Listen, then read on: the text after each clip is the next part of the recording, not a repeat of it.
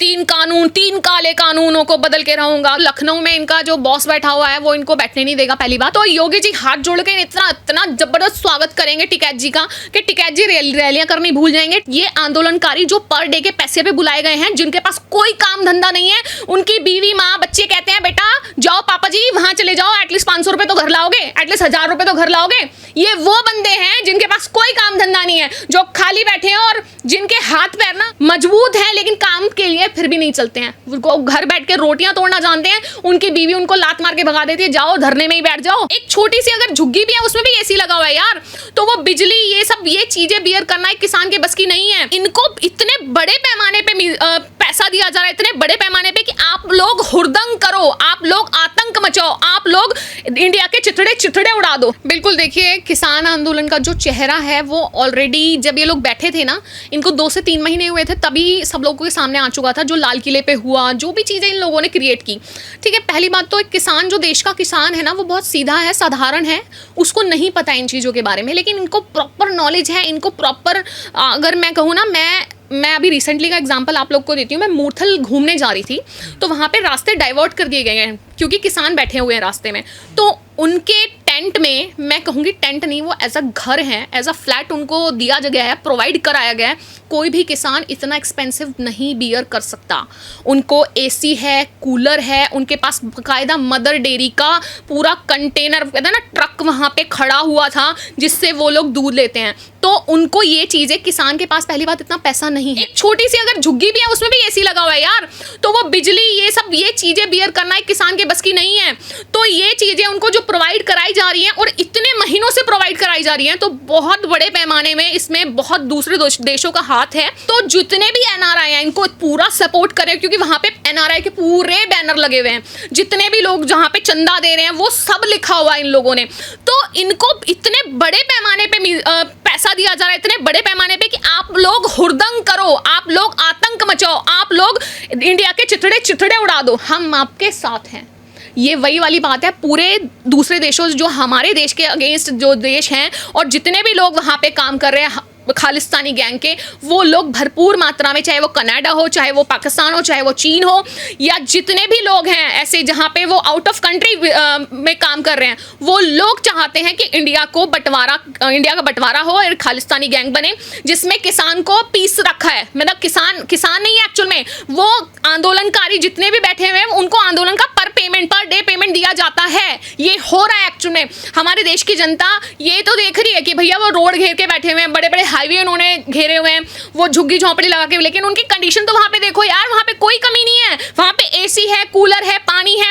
आप घर में इतना साफ शुद्ध पानी नहीं पी रहे हो, वो बिस्लरी का पानी वो लोग पी रहे हैं। मैम, जिस तरीके से पहले राकेश टिकैत लखनऊ जाने वाले थे, घोषणा भी की थी कि लखनऊ पहुंचेंगे, लखनऊ का घेराव होगा, अब वहां ना जाके मुजफ्फरनगर में पहली महापंचायत करिए। क्या लगता है कि ये धीरे धीरे उत्तर प्रदेश में चुनाव से पहले एंट्री लेने की कोशिश कर? नहीं, देखिए, लखनऊ तक तो नहीं जाएंगे, क्योंकि जो लखनऊ में इनका जो बॉस बैठा हुआ है वो इनको बैठने नहीं देगा। पहली बात, ठीक है, इनका इतने अच्छे से स्वागत करेगा, जैसे आपको पता है स्वागत कितने अच्छे से करते हैं योगी जी। तो योगी जी हाथ जोड़ के इतना जबरदस्त स्वागत करेंगे टिकैत जी का कि टिकैत जी रैलियां करनी भूल जाएंगे। टिकैत जी ये जो धरना प्रदर्शन करने बैठे हुए हैं ना, इनका जो शू मोटो है कि भैया मैं तो धरना करूंगा, मैं तो प्रदर्शन करूंगा, मैं तो रैलियां करूंगा, मैं तो 3 काले कानूनों को बदल के रहूंगा। तो सॉरी, आपका जो ये मोटो है ये अब तक पूरा नहीं हुआ, तो सॉरी आपका पूरा भी नहीं होगा। लेकिन आप मुजफ्फरनगर तक सीमित है, क्योंकि आप मेरठ जाते हैं, मुजफ्फरनगर जाते हैं या दिल्ली आ जाते हैं, आपका यही काम है। आपने हाईवे घेरे हुए हैं, आप लोगों को परेशान करने के अलावा कुछ नहीं कर रहे हैं। सिर्फ देश की जनता इसमें पिस रही है, जो जाने वाले लोग हैं, जो लोग अप डाउन करते हैं उसमें वही पिस रहे हैं, और कोई नहीं पिस रहा। आप बैठे रहो, आपको साल हो जाएंगे, 2 साल हो जाएंगे, जो आपको ऊपर से पैसा आ रहा है ना, शायद वो भी आना बंद हो जाएगा और आप खुद ही उठ के चले जाओगे। मुजफ्फरनगर में इतना किसान आके पूरे देश का किसान इकट्ठा हो गया, तो किसान को काम ही क्या है फिर? किसान, आप अपना खेतों में फसल नहीं उगा रहे, खेतों में पानी नहीं लगा रहे, यानी कि किसान है ही नहीं। फिर किसान तो सारा इन्हीं के धरनों में चला गया है। फिर हमारे पास वो गेहूं, आटा, चावल, दाल, फिर तो लोग पब्लिक भूखी मर जाए, क्योंकि ये लोग तो 1 साल से बैठे हुए हैं भैया। तो खेती में वो खाना कहाँ से आएगा, गेहूं कहाँ से आएगा, चावल कहाँ से आएगा, जब सारे किसान इन्हीं के साथ बैठ गए हैं। तो ये सब ना पैसे के बुलाए हैं, सबको पर डे का इनकम मिलती है। और कह रहे हैं किसान नहीं है। ना बिल्कुल किसान नहीं है। किसान के पास इतना खाली बैठने का टाइम नहीं होता कि किसान अपना खेती छोड़ के और इनके चक्कर में जाके लगेगा। ये आंदोलनकारी जो पर डे के पैसे पे बुलाए गए हैं, जिनके पास कोई काम धंधा नहीं है, उनकी बीवी माँ बच्चे कहते हैं बेटा जाओ पापा जी वहां चले जाओ, एटलीस्ट 500 रुपए तो घर लाओगे, एटलीस्ट 1000 रुपए तो घर लाओगे। ये वो बंदे हैं जिनके पास कोई काम धंधा नहीं है, जो खाली बैठे हैं और जिनके हाथ पैर ना मजबूत हैं लेकिन काम के लिए फिर भी नहीं चलते हैं। उनको घर बैठ के रोटियां तोड़ना जानते हैं, उनकी बीवी उनको लात मार के भगा देती है, जाओ धरने में ही बैठ जाओ, खाना मिलेगा फ्री में खाओगे और दूध की थैली फ्री में पीने को मिलेगी, कम से कम उसे घर तो लेना, और 1000 रुपए पर डे के मिलेंगे। जंतर ना मंतर पे क्या था? तो इनको पैसा ये सब कौन दे रहा है और बुला कौन रहा है? राकेश टिकैत। ऑब्वियस सी बात है राकेश टिकैत। ऑब्वियस सी बात है राकेश टिकैत के जो देशों में दूसरे देशों में बैठे लोग हैं, एनआरआईज हैं, या उनके जो देश दूसरे देशों में गठबंधन हुए हैं खालिस्तानी गैंग के, वो सारे ही पैसा लगा रहे हैं। जंतर मंतर पे क्या होता था? ये सब अंदरूनी बातें हैं लेकिन उजागर तो हो ही जाती है ना। जंतर मंतर पे पर डे का 1000 रुपये मिलता था। क्या करते थे लोग, ये जो जितने भी युवा लोग हैं, जितने भी जिनका पर डे का 1000 रुपये किसी को बुरा नहीं लगता, बैठ के खाने को मिल रहा है, 3 टाइम चाय मिल रही है, आपको क्या करना है? सिर्फ नारे तो लगाने हैं।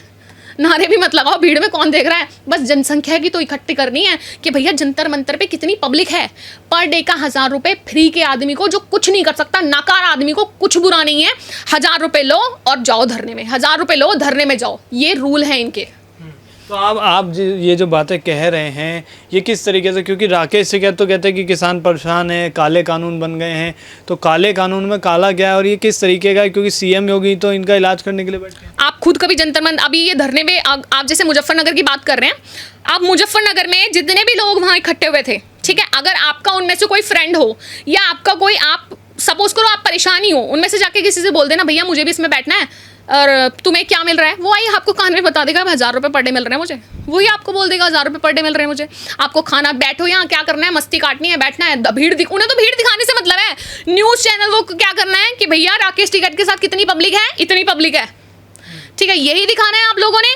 लेकिन मुद्दा क्या है, दुनिया जानती है इसके पीछे कौन है, क्या है, खालिस्तानी गैंग है जो इसे पूरा को कंट्रोल कर रही है। और ये जड़ काले कानून नहीं है, जड़ किसान नहीं है, जड़ मुद्दा है ये खालिस्तानी गैंग, मुद्दा है खालिस्तान बनाना, मुद्दा है इंडिया को बंटवारा करना, इंडिया को जैसे पाकिस्तान बना था वैसे ही खालिस्तान बनाना, मुद्दा वही है, एजेंडा वही है। बस सहारा किसका लेना है? किसान का, क्योंकि किसान एक ऐसा वो है, टैग है जिसको लेके आप जनता का समर्थन, जनता की इमोशन, जनता के हर तरीके से उसको जनता को एकत्र कर सकते हो आप। इससे रिलेटेड एक आखिरी सवाल आपसे पूछूंगा कि राकेश टिकैत के साथ किसान नेता हैं योगेंद्र यादव, जिन्हें बहुत लोग जानते भी, पहले केजरीवाल के साथ रहे। उन्होंने कल योगी जी पे एक बहुत बड़ा आक्षेप लगाया, बोला है कि जो लोग देश को बांटे हैं वो योगी नहीं बल्कि देशद्रोही हैं। क्या लगता है कि योगी जी देशद्रोही हैं? देखिए देश को कौन है देशद्रोही? देखो देश को बांटने का काम मुझे नहीं लगता योगी जी कर रहे हैं। योगी जी तो अपना उत्तर प्रदेश संभाल रहे हैं और बहुत अच्छे से संभाल रहे हैं। ऐसा मुझे नहीं लगता उत्तर प्रदेश आने वाले पार्टी जो रही हैं उन्होंने भी कभी सपा ने या फिर बसपा ने, किसी ने भी उत्तर प्रदेश को इतने अच्छे से संभाला होगा जितने अच्छे तरीके से योगी जी संभाल रहे हैं।